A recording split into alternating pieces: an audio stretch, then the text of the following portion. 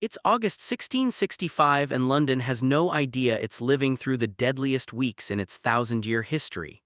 Within the next 30 days, 7,000 people will die.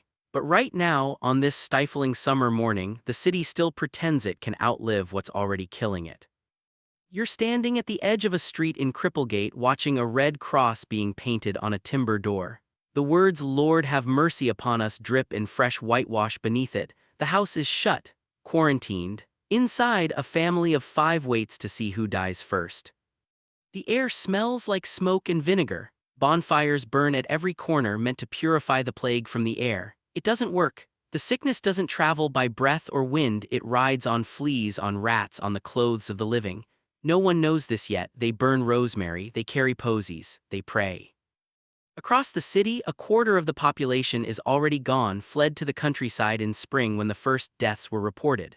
The ones who remain are too poor to leave, too stubborn to run, or too tied to the city by work, by family, by debt. You're one of them now. You're here to see what a city looks like when it starts to eat itself. You're standing at the entrance to a narrow lane lined with half-timbered houses, their upper stories jutting over the muddy street.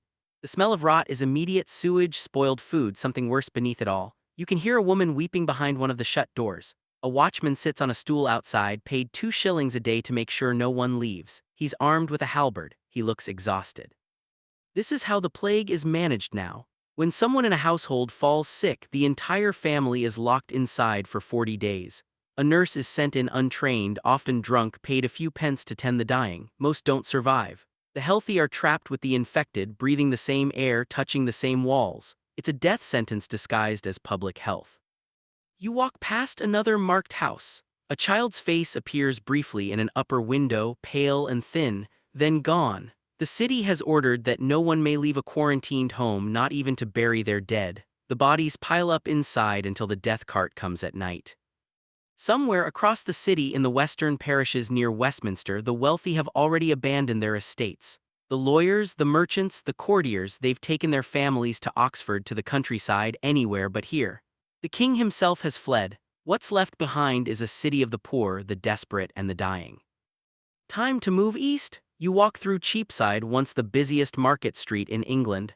Now it's half empty. Stalls that used to sell silk and spices stand shuttered. The few merchants still operating keep their distance, passing coins through vinegar baths, refusing to touch your hand.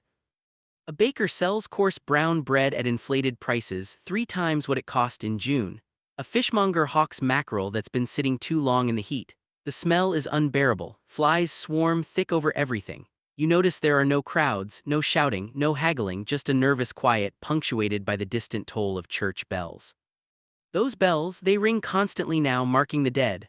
St. Paul, St. Bride's, St. Giles, each parish keeps count. Each week the bills of mortality are printed and posted, long lists of names, causes of death, streets where the plague has struck. Last week's bill recorded over 4,000 deaths in 7 days. This week will be worse. You pass a man handing out printed broadsides, advertisements for plague remedies. Dr. Barwick's antidote against plague, one reads. Sovereign pills, only 6 pence? None of them work, the desperate buy them anyway. Hope is cheaper than fleeing. A woman hurries past you, a kerchief pressed to her nose. She carries a bundle of rue and wormwood, herbs thought to ward off infection. Her eyes are red. You wonder if she's already sick or just terrified. In this city, there's little difference anymore. You're now standing in the shadow of St. Paul's Cathedral, its massive Gothic spire rising above the smoke-choked city.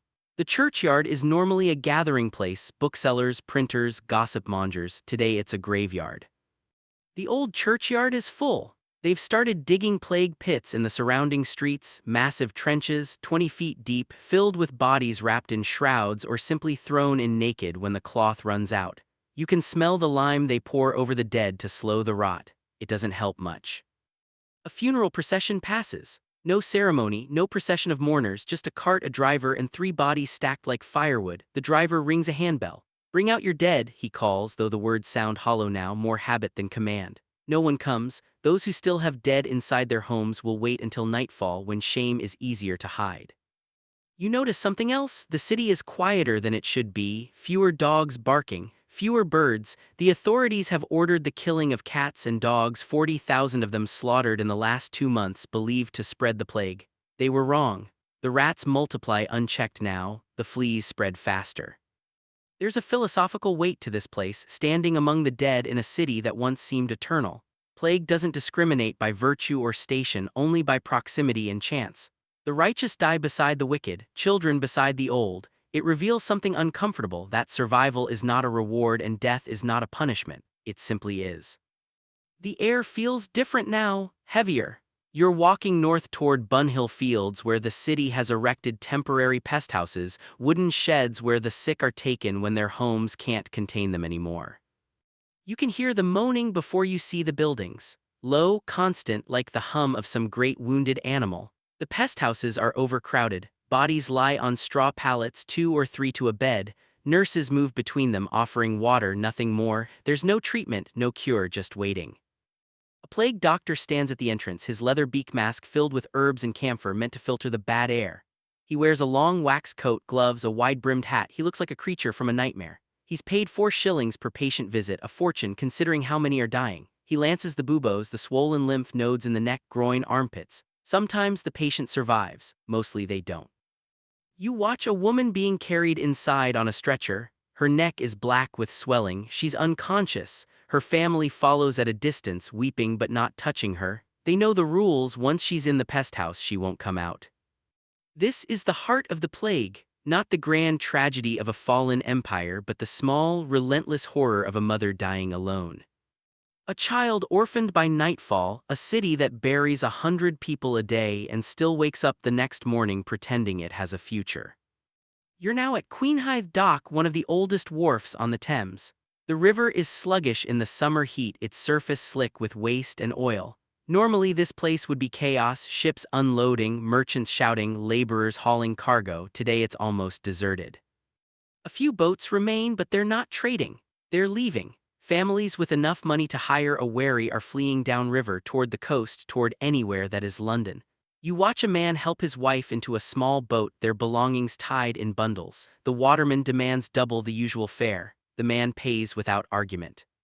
But most can't leave. The roads out of London are blocked by neighboring towns who refuse to let refugees pass, terrified of bringing the plague with them. Armed guards turn back families at the city gates. The poor are trapped, locked inside a dying city with no way out. You can see the Tower of London in the distance, its stone walls impassive. Inside, the royal menagerie still holds lions and bears, exotic gifts from foreign kings. They'll outlive most of the people watching them. There's something grotesque about that, animals caged and fed while the city starves and burns its dead. The sun is setting now, casting long shadows over the water. Smoke from the bonfires drifts across the river, mixing with the fog rising from the marshes downstream. London looks almost beautiful in this light if you can ignore the smell, the silence, the bells. If you're finding yourself pulled into this world, consider subscribing. There are many more days like this one waiting. How do we know this? Parish records from 1665 show the progression of death week by week. St. Giles in the Fields, where the plague began in late 1664, recorded the first clusters. By August, the weekly bills of mortality listed over 7,000 deaths in a single week, the highest toll of the entire outbreak. Samuel Pepys, the famous diarist, walked these streets and recorded what he saw: empty houses, red crosses, the constant ringing of bells. His diary entries from that summer are some of the most detailed eyewitness accounts we have. Plague doctors' records, preserved in the archives of the Royal College of Physicians, describe the symptoms, the treatments most ineffective, and the desperate measures taken: quarantine, fumigation, the killing of animals. The bills of mortality, printed weekly and posted in churches, give us precise numbers. Nearly 70,000 Londoners died between 1665 and 1666, out of a population of about 460,000, 1 in 6. The gaps are real. We can't know what it felt like to be locked inside a quarantined house, waiting to see if the fever would come. We can't know the exact thoughts of the waterman who ferried families out of the city, or the nurse who tended the dying for a few pennies a day. But we can reconstruct the sensory world, the economic pressures, the social collapse, and the sheer scale of loss. Within 2 years, the plague burned itself out. The Great Fire of 1666 destroyed much of medieval London, including the overcrowded, rat-infested neighborhoods where the plague had thrived. The city rebuilt. It grew, it survived. But the summer of 1665 remains the deadliest in London's history, a season when death became ordinary, when grief was a daily routine, and when the city learned that survival is not a virtue, just a stroke of blind, senseless luck. The Londoners of 1665 couldn't have known that the plague would end, that the fire would come, that their city would rise again. They lived in the moment, in the terror, in the overwhelming presence of death. Neither did they, neither do we.